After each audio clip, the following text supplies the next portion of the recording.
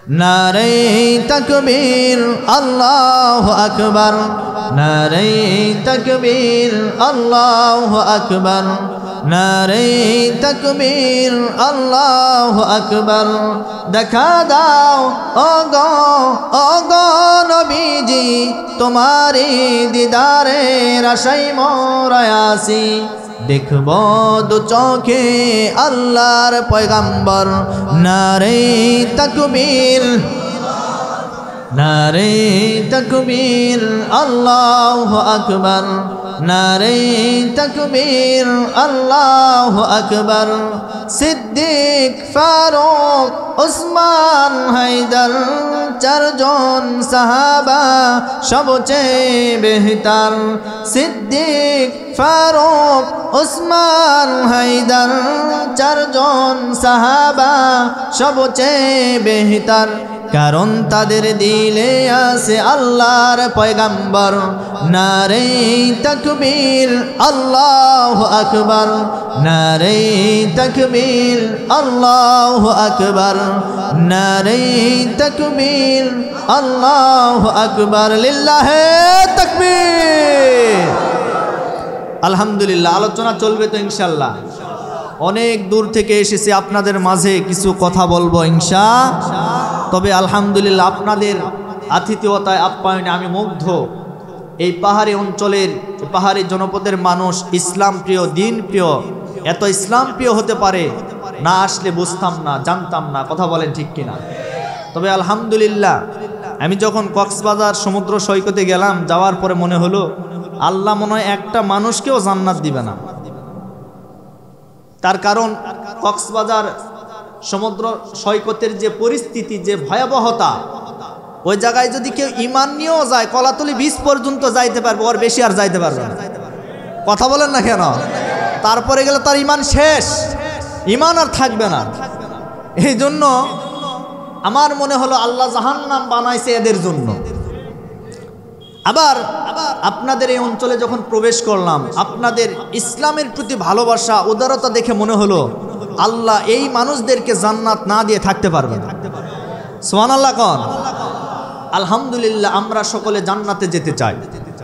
আল্লাহ যেন আমাদের সকলকে জান্নাত দান করেন, বলে আল্লাহুম্মা আমিন। আরো জোরে বলে আল্লাহুম্মা আমিন। সম্মানিত ভাইরা আমার, এই পৃথিবীতে আমরা এসেছি, আল্লাহর কত নিয়ামত, আল্লাহর কত দয়া আমাদের প্রতি। রব্বুল আলামিন বলেন, বান্দা লা ইন শাকারতুম লা আযীদান্নাকুম ওয়া লা ইন কাফারতুম ইন্না আযাবি লাশাদীদ। জোরে বলি আল্লাহু আকবার। আল্লাহ রাব্বুল আলামিন বললেন, বান্দা আমার নিয়ামত পাওয়ার পরে আমি আল্লাহর শুকরিয়া আদায় করো। আমি আল্লাহর যারা শুকরিয়া আদায় করবে আমার নিয়ামত পাওয়ার পরে, ওই বান্দা এবং বান্দীদের জন্য আমার নিয়ামত আরো বৃদ্ধি করে দিব। আর যারা আমার নিয়ামত পাওয়ার পরে শুকরিয়া আদায় করবে না, ওই সমস্ত বান্দা বান্দীদেরকে আমি আল্লাহ রাব্বুল আলামিন তাদের কাছ থেকে নিয়ামত ছিনায় নিব। শুধু নিয়ামতটা ছিনায় নিব না, তাদেরকে কঠিন আযাবের ভিতরে আমি আল্লাহ তাদেরকে গ্রেফতার করব। আমার ভাইরা, আল্লাহ পাক রব্বুল আলামিন আমাদের কত নিয়ামত দান করেছেন আমরা কল্পনাও করতে পারবো না। এই যে একটা মানুষ দুনিয়াতে বাঁচার জন্য প্রতিদিন, প্রতিটা মিনিট, প্রতিটা মুহূর্ত, আজকে আমরা যারা বেঁচে আছি, বেঁচে থাকার জন্য সবচাইতে মহামূল্যবান যে জিনিসের প্রয়োজন, সেই জিনিসটার নাম হচ্ছে অক্সিজেন। কথা বলেন। আজকে আপনি হাসপাতালে চলে যান, একটা মানুষ যখন টাকা দিয়া অক্সিজেন ক্রয় করে, ঘন্টার পর ঘন্টা যখন অক্সিজেন লেগে যায়, হাজার হাজার টাকা খরচ করে তারা বিল দিতে পারে না। অথচ সেই জন্ম থেকে নিয়ে মৃত্যু পর্যন্ত আপনি যতদিন বেঁচে থাকবেন, আপনি কত টনকে টন অক্সিজেন গ্রহণ করছেন। আপনার কাছ থেকে রব্বুল আলামিন একটা টাকাও চায় না, পয়সাও চায় না। আল্লাহ বলেন, বান্দারে আমি তোমাদেরকে অক্সিজেন দিয়েছি, এটা আমার নিয়ামত। কিন্তু এই অক্সিজেন পাওয়ার পরে আমি তোর কাছ থেকে কিছুই চাই না। আমি সামান্য তোর কাছ থেকে যেই জিনিসটা আশা করি, রব্বুল আলামিন বলেন, ইয়া আইয়ুহান নাসু উবুদু রাব্বাকুমুল্লাযী খালাকাকুম ওয়াল্লাযীনা মিন ক্বাবলিকুম লাআল্লাকুম তাত্তাকুন।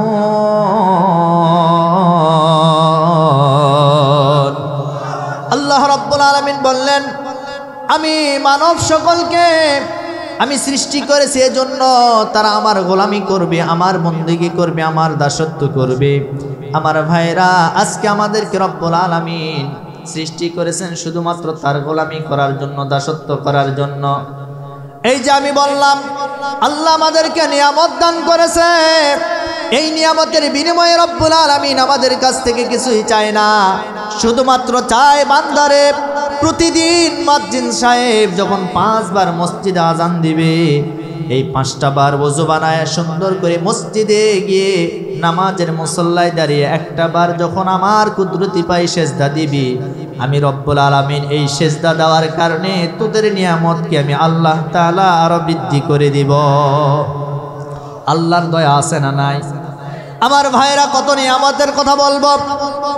আমার প্রিয় বন্ধুগণ, আজকে আমরা যেদিন থেকে হাঁটাহাঁটি শুরু করে দিয়েছি সেদিন থেকে নিয়ে আজ পর্যন্ত আমার প্রিয় ভাইরা আমাদেরকে এমন একটা নিয়ামত আল্লাহ দান করেছেন, এই নিয়ামতের কথা একটা বার যদি আপনি চিন্তা করেন, আমার তো মনে হয় ওই নিয়ামতের শুকরিয়া আদায় করে আপনি শেষ করতে পারবেন না। তার কারণ হলো, আমার প্রিয় বন্ধুগণ, আপনাদের এলাকায় গাড়ি আছে না? গাড়ি আপনি দেখবেন, গাড়ি যখন চালানো হয় এই গাড়িটা 6 মাস পরে দেখবেন গাড়ির যে চাকা থাকে, টায়ার থাকে, এই টায়ারটা 6 মাস পরে পাল্টানোর প্রয়োজন হয় কি হয় না? আমার ভাইরা, কেন হয়? কারণ এই টায়ারটা পাতলা হয়ে গেছে, পুরাতন হয়ে গেছে, এটা ক্ষয় হয়ে গেছে চলতে চলতে, এজন্য এই গাড়ির টায়ারটা চেঞ্জ করতে হয়, নইলে ফেটে যাবে, এটা আর থাকবে না। আমার ভাইরা, রব্বুল আলামিন আমাদের কেমন একটা টায়ার দিয়েছেন, যেই টায়ারের নাম হলো পায়ের নিচের তালু। এই পায়ের নিচের তালুর যে চামড়া আছে, আজ পর্যন্ত কোনো মানুষ এটা চেঞ্জ করলো না, পরিবর্তন করলো না। তার মানে এই নিয়ামতটা রব্বুল আলামিন আমাদেরকে সবচাইতে বড় নিয়ামত হিসেবে দান করেছে। আরো জোরে বলি সুবহানাল্লাহ। এই জন্য আল্লাহর নিয়ামতের শুকরিয়া আদায় করার দরকার আছে না নাই? আরো জোরে বলেন, আছে না নাই? আমার ভাইরা, লম্বা আলোচনা করব না, খুব গুরুত্বপূর্ণ সহকারে আমার কথাগুলি শ্রবণ করবেন। অল্প কিছু তথ্য আপনাদেরকে আমি দিতে চাই। আমার ভাইরা, আমি আপনাদের সামনে কোরআনে কারীমের সূরাতুল বুরুজ থেকে কয়েকটা আয়াতে কারিমা তেলাওয়াত করেছি। এই সূরা বুরুজের কয়েকটা আয়াতের উপরে আজকের আলোচনা আমি করব। আমার কথা যদি বুঝে থাকেন, আচ্ছা বলেন তো আমি কোন সূরা থেকে তেলাওয়াত করেছি? কথা বলেন। সূরাতুল বুরুজ তেলাওয়াত করেছি। আল্লাহ রাব্বুল আলামিন বলেন, সুন্দর করে আমাদেরকে জানাই দিয়েছেন, ওয়াসসামাই যাতিল বুরুজ।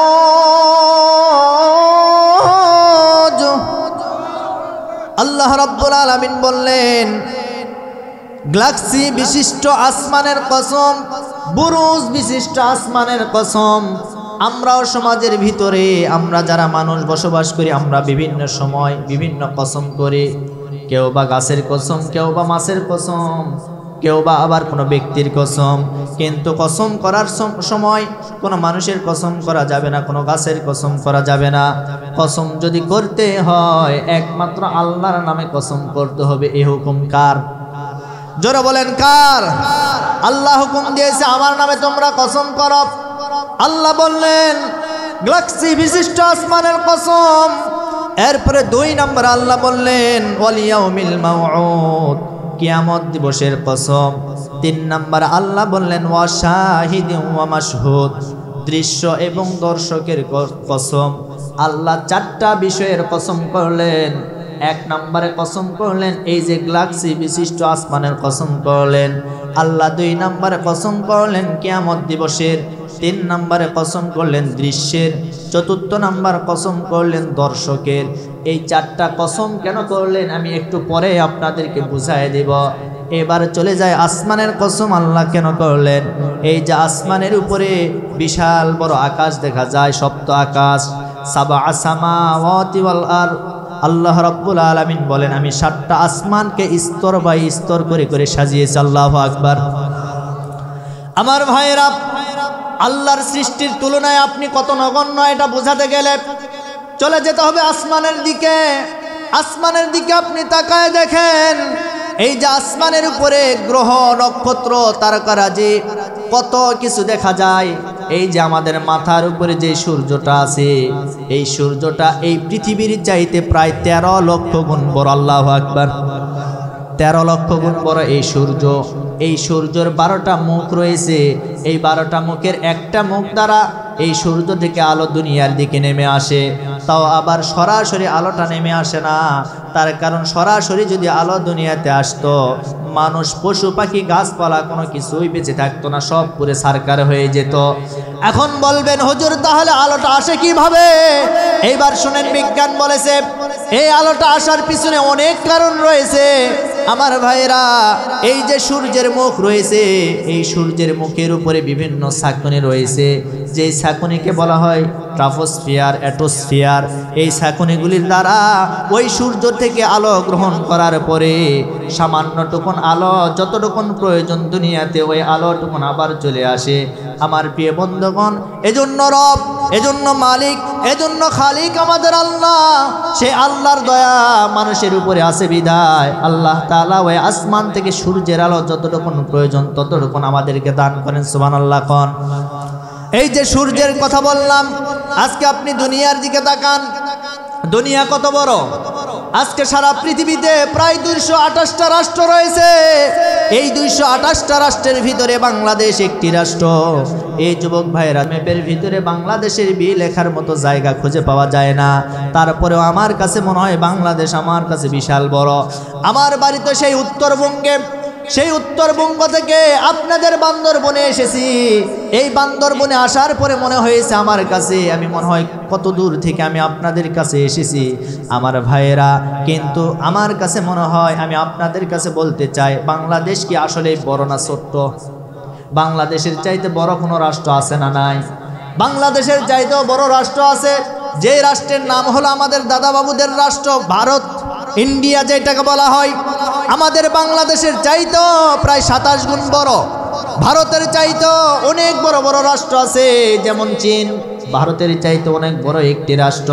চীনের চাইতেও বড় রাষ্ট্র আছে, সেই রাষ্ট্রের নাম হলো আমেরিকা। আমেরিকার চাইতেও বড় রাষ্ট্র আছে, তার নাম হলো রাশিয়া। এইরকম করে করে আমি যদি আপনাদেরকে বলি ভাই, আল্লাহর সৃষ্টির তুলনায় কিন্তু আমরা কিছুই না, অথচ এই মানুষের অহংকারের সমাজে থাকা যায় না। কথা বলেন না কেন? এমন অহংকার, বাপরে বাপ। যে যখন চেয়ারে বসে সে তখন গিয়ারে ওঠে। কথা বলেন না কেন? যে যখন চেয়ারে বসে সে তখন গিয়ারে ওঠে। এই যে আমি চেয়ারে, আমি কিন্তু এখন গিয়ারে আছি, আমি কিন্তু মানুষ নাই, আমি কিন্তু গিয়ারে আছি। কিন্তু এই চেয়ারে ওঠার পরে আমাকে মনে করতে হবে, আইয়ুব আলী আনসারী, এই চেয়ার তোমার জন্য চিরস্থায়ী না। সর্বোচ্চ 2 ঘন্টা, 2 ঘন্টা বসে থাকতে পারবা, 2 ঘন্টা পর আর বসে থাকতে পারবা না। আমার চেয়ারের মতো সারা পৃথিবীর চেয়ার একই কায়দায়, কিন্তু যারা চেয়ার পেয়েছে জোর করে বসে থাকতে চায়, আমি তাদেরকে বলতে চাই, আমার চেয়ারের মতো তাদেরকেও একদিন চেয়ার থেকে নামতে হবে। কথা বলেন ঠিক কিনা? ক্ষমতার অহংকার করবেন না। আজ সমাজের ভিতরে ক্ষমতার অহংকার করার মানুষ আছে না নাই? জোরে বলেন, আছে না নাই? বাপরে বাপ, এমন ভাবে অহংকার। আমার প্রিয় বন্ধুগণ, আপনাদের এলাকায় ঘুড়ি উড়ে না? ঘুড়ি, কথা বলেন না কেন? এই ঘুড়িটা যখন সন্ধ্যাবেলায় আপনি উড়তে দিবেন আকাশে উড়ে যাবে, কিন্তু এই সকালবেলা যখন উড়তে দিবেন এই ঘুড়িটা আকাশে উড়ে যাবে। আবার সন্ধ্যাবেলায় যখন এই ঘুড়িটা নিচের দিকে নামাইতে যাবেন, ঘুড়ি নামতে চায় না। কেন চায় না? ওই ঘুড়িটা জানে, ওই ঘুড়ি মালিককে জানায় দিচ্ছেন, মালিক আমি যদি একবার নামি, আমাকে তুমি 1 বৎসরও আর উপরে উঠতে দিবে না। এই জন্য উপরে থাকবো, এই জন্য উপরে আমি গাছের সঙ্গে লটকায় থাকবো, হরতাল করব, লং মার্চ করব, মিছিল করব, সব করব উপরে, কিন্তু নিচে নামবো না। কারণ একবার যদি আমি উপরে উঠতে দিবা না, ওই ঘুড়ির মতো তারাও ভালো করে জানে, একবার যদি আমি বাংলার মুসলমান 72 বছরও চেয়ার দেখতে দিবে না। কথা বলেন না কেন? আমার ভাইয়েরা, এজন্য অহংকার করা যাবে? অহংকার করা যাবে না, ক্ষমতার অহংকার করবেন না। এই ক্ষমতা আপনার জন্য চিরস্থায়ী না, আজ আছে কাল নাও থাকতে পারে। যেমন ফেরাউনের ক্ষমতা ছিল, কিন্তু এখন ফেরাউন আজকে লাশ হয়ে পড়ে আছে। পৃথিবীর ক্ষমতাধর ব্যক্তিদের জন্য ইতিহাস হয়ে আছে ফেরাউন। কথা বলেন। অথচ এই ফেরাউনের কাছে হযরতে মূসা নবী যখন দ্বীনের দাওয়াত নিয়ে গিয়েছিল, যাওয়ার পরে বলেছিল যে তুমি আল্লাহর প্রতি ঈমান আনো, আমাকে নবী হিসাবে মেনে নাও। ওই ফেরাউন বলেছিল না না না, আমি তো রব, আমি তো সব। নাউজুবিল্লাহ কোন, আমি রব, আমি হলাম সব, আমার চাইতে ক্ষমতা আর কারো বেশি নাই। যে এই কথা বলেছে আমার ভাইরা, ওই সময় হযরতে মূসা নবী বলেছিল না, তুমি কোনোদিন রব হতে পারো না, তুমি কোনোদিন খোদা হতে পারো না। যিনি তোমাকে সৃষ্টি করেছেন, যিনি আমাকেও সৃষ্টি করেছেন, তিনিই হচ্ছেন আমাদের রব। আল্লাহু আকবার। যেই নাই কথা বলেছে, এইবার ফেরাউন বলল মূসাকে ধরো, মূসাকে পাকড়াও করে ফেলো। মূসাকে পাকড়াও করার জন্য এইবার ফেরাউন বাহিনী হযরতে মূসা নবীর পিছনে দৌড়াদৌড়ি শুরু করলো মূসা নবীকে ধরার জন্য। যখন ফেরাউনের বাহিনীরা মূসা নবীকে আক্রমণ করা শুরু করলো, এইবার মূসা নবী তার দলবল নিয়ে দৌড়াইতে শুরু করলো। দৌড়াইতে দৌড়াইতে সমুদ্রের কিনারায় চলে গেল। যাওয়ার পরে এইবার আল্লাহকে ডাক দিয়ে বলেন, আল্লাহ এবার তো কাম শেষ, আমি তো আর সামনেও যাইতে পারবো না, পিছনেও আসতে পারবো না, কারণ সামনে সমুদ্র আর পিছনে ফেরাউনের বাহিনী, কোন দিকে যাব গো আল্লাহ? আল্লাহ বলেন মূসা রে, তোর হাতের ভিতরে ওইটা কি? মূসা নবী বলল, আল্লাহ এইটা হলো লাঠি। বলো এই লাঠি দ্বারা সমুদ্রের ভিতরে আঘাত করো। মূসা নবী কিন্তু চালাক নবী ছিল। কথা বলেন। আল্লাহকে বারবার প্রশ্ন করত, বিভিন্নভাবে প্রশ্ন করত। আল্লাহকে একদিন বলেছিল, আল্লাহ আমি যে 3টা কাজ পারি, তুমি আল্লাহও সেই 3টা কাজ পারো না। সুবহানাল্লাহ কন। আচ্ছা বলেন তো, আল্লাহ এমন কোন কাজ আছে যে পারে না? কথা বলেন আর ভাই। কিন্তু মূসা নবী বলেছিল, আল্লাহ ওই 3টা কাজ আমি পারি, আপনি আল্লাহ ওইটা পারেন না। আল্লাহ বলল, মূসা রে, তোমার কিন্তু সীমানা তুমি ক্রস করে ফেলেছো, তুমি কিন্তু বেশি কথা বলে ফেলেছো। এবার মূসা নবী ডাক দিয়ে বলেন, আল্লাহ আপনি মন খারাপ করেন কেন? আপনি রাগ করেন কেন? আপনি রাগ করেন কেন? বলে না, এইবার তোমাকে আমি ছেড়ে দেব না। তুমি কেন এই কথা বললে? তুমি যে 3টা কাজ পারো আমি পারি না, কোন 3টা কাজ আমাকে বলতে হবে। এইবার হযরতে মূসা আলাইহিস সালাতু ওয়াস সালাম আল্লাহকে ডাক দিয়ে বলেন, আল্লাহ আমি যে 3টা কাজ পারি আপনি পারেন না, এর ভিতরে 1 নাম্বার কাজ হলো আমি মূসা খাইতে পারি, আপনি খাইতে পারেন না। সুবহানাল্লাহ কয় না রে? আচ্ছা বলেন তো, আল্লাহ কি খায়? আল্লাহ খায় না। এইবার বলল, ওগো আল্লাহ 2 নাম্বার কাজ হলো আমি মূসা ঘুমাইতে পারি, আপনি ঘুমাইতে পারেন না। সুবহানাল্লাহ কোন। লা তাখুযুহু সিনাতুন ওয়ালা নাওম। আল্লাহ ঘুমাই না, আল্লাহ তন্দ্রাও নাই, নিদ্রাও নাই। এইবার 3 নম্বরে যেই কথা বলল হযরতে মূসা নবী ডাক দিয়ে বলল, আল্লাহ আমার হলো মৃত্যু হবে, আমি একদিন মারা যাব, কিন্তু আপনার মৃত্যু হবে না, আপনি কোনোদিন মারা যাবেন না। এই কারণে আমি মূসা বলেছি আমি 3টা কাজ পারি, আপনি আল্লাহ পারেন না। সুবহানাল্লাহ কর। আমার প্রিয় বন্ধুগণ, এই জন্য মূসা নবী বারবার প্রশ্ন করত আর বলতো, ওগো আল্লাহ এই যে সামনে বিশাল বড় সমুদ্র, আর আপনি বলেন আমার হাতে লাঠি, আমি লাঠি দিয়ে কি করব? আল্লাহ বলল, ও মূসা সমুদ্রে আঘাত করে, আমি আঘাত করতে বলেছি, আঘাত করো। এইবার আল্লাহর কথা তো শুনতে হবে। আল্লাহর কথা অনুযায়ী হযরতে মূসা আলাইহিস সালাতু ওয়াস সালাম তার হাতের ভিতরে ছিল লাঠি। ওই লাঠিটা যেই না সমুদ্রে আঘাত করেছে, আঘাত করতে দেরি, আল্লাহ রাস্তা তৈরি করতে দেরি করেন নাই। তাও আবার 1টা 2টা নয়, 12টা রাস্তা হযরতে মূসা নবীর জন্য আল্লাহ দান করে দিয়েছেন। 12টা রাস্তা তৈরি হয়ে গেল। এইবার আল্লাহ ডাকতে বলেন, ওগো মূসা যাও, তোমার দল বললে তুমি পার হয়ে যাও, সমুদ্র পার হও, নীল নদ পার হয়ে যাও। এইবার মূসা নবী তার সাথে সঙ্গীদেরকে নিয়ে এইবার সমুদ্র যখন পার হয়ে চলে গেল, যাওয়ার পরে এইদিকে মূসা বাহিনী, ফেরাউন বাহিনী সমুদ্রের কিনারায় এসে দাঁড়িয়ে দেখি বিশাল বড় হাইওয়ে এক্সপ্রেস রোড তৈরি হয়ে গেছে, বিশাল বড় রাস্তা তৈরি হয়ে গেছে। এইবার ফেরাউনকে তার দলবল জিজ্ঞাসা করছে, যে বাদশাহ মহোদয় এই রাস্তা তৈরি করলো কে? এইবার ফেরাউন ডাক দিয়ে বলে, এই রাস্তা কে তৈরি করছে? আমি তৈরি করছি। জোরে বলেন নাউজুবিল্লাহ।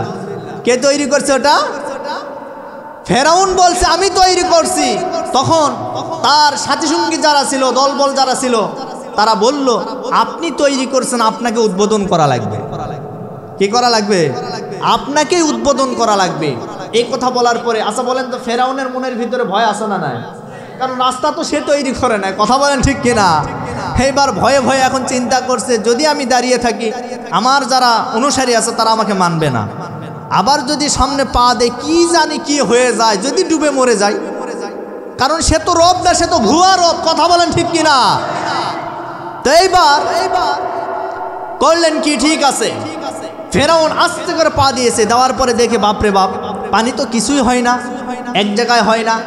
তো সামনের দিকে দৌড়াইতে দৌড়াইতে সমুদ্রের মাছ পথে যখন চলে গেল, যাওয়ার পরে পানি অর্ডার শুনে কার? পানি হুকুম শুনে কার? আপনাদের কি কষ্ট হয়? আলোচনা আধা ঘন্টা চলবে তো ইনশাল্লাহ? চলবে চলবে। লিল্লাহে তাকবীর। সম্মানিত ভাইয়ের আমার, সমুদ্রের মাছ পথে যখন চলে যাওয়ার পরে পানিকে অর্ডার করলেন আল্লাহ, পানি এবার একত্রিত হয়ে যাও। পানি একত্রিত হয়ে গেল। একত্রিত হয়ে যাওয়ার পরে ফেরাউন ওই নীল নদের ভিতরে পানি খাইতে খাইতে শেষ পর্যায়ে মৃত্যু হবে। তার পূর্ব মুহূর্তে আল্লাহকে বলে, আল্লাহ আমি সিলিন্ডার করলাম। আল্লাহ বলে আর সুযোগ দেওয়া হবে না, আর সুযোগ হবে না। তখন ফেরাউন বলছে, আল্লাহ যা করছি করছি, আমি ভুল করছি, আল্লাহ মাফ করে দাও। আল্লাহ তখন বলে, এখন আর টাইম নাই। এখন কি নাই? জোরে বলেন কি নাই? এখন টাইম নাই। অনেক সুযোগ দিয়েছি, অনেক অত্যাচার করেছে আমার মুসার উপরে, আর সুযোগ হবে না। এই পানির ভিতরে তোকে চুবায়া ডুবায়া দুনিয়া থেকে বিদায় করে দেব। আমার ভাইরা, ফেরাউন সেদিন পানির ভিতরে পানি খাইতে খাইতে তাকে দুনিয়া থেকে আল্লাহ পাক শেষ করে দিয়েছেন। সুতরাং ইসলাম বিদ্বেষী, কোরআন বিদ্বেষী, ইসলামী আন্দোলন বিরোধী যারা শক্তি আছেন তাদেরকেও বলতে চায় যে আল্লাহ ফেরাউনকে নীল নদের ভিতরে চুবাইয়া ডুবাইয়া দুনিয়া থেকে বিদায় করে দিয়েছে, সেই আল্লাহ আজও আছে। আপনারা ক্ষমতার অহংকার করবেন, বঙ্গোপসাগরে আপনাদেরকে চুবানো ডুবানোর ক্ষমতা রাখে। কথা বলেন ঠিক কিনা? সে আল্লাহর ক্ষমতা আছে না নাই? জোরে বলেন আছে না নাই? সম্মানিত ভাইরা আমার, আমি আপনাদেরকে স্পষ্ট ভাষায় বলতে চাই, ইসলামকে বিজয় করার জন্য জমিন যার, আইন চলবে তার, এই কথাকে একত্রিত করে আমরা যদি হাতে হাত মিলিয়ে কাঁধে কাঁধ দিয়ে যদি ময়দানে ঝাঁপিয়ে পড়তে পারি, আমার বিশ্বাস নাস্তিক বেঈমানেরা মুসলমানদের উপর জুলুম নির্যাতন করা বন্ধ করে দিবে। সুতরাং মুসলমানদের পক্ষে হয়ে, আলিম উলামার পক্ষে হয়ে ময়দানে আমরা কারা কারা যেতে রাজি আছি? দুহাত তুলে আল্লাহকে দেখায়। জিহাদের ওই ময়দানেতে যেতে তোমাকে হবে, প্রয়োজনে সব রক্তটুকুন জমিনে ঢেলে দিবে। আল্লাহু আকবার। জিহাদের ওই ময়দানেতে যেতে তোমাকে হবে, প্রয়োজনে সব রক্তটুকুন জমিনে ঢেলে দিবে।